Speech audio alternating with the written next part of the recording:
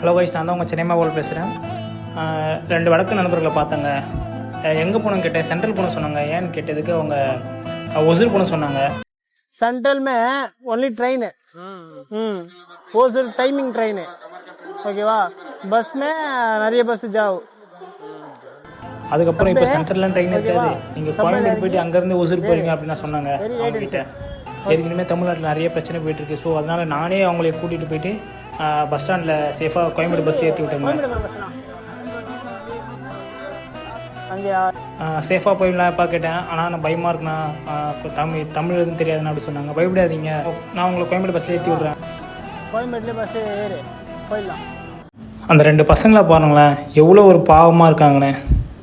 அப்புறம் எனக்கு மனசே கேட்கலங்க. அப்புறம் கிண்டி பஸ் ஸ்டாண்டில் போயிட்டு கரெக்டான கோயம்பேடு பஸ்ஸை பார்த்து அவங்கள ஏற்றி விட்டேங்க.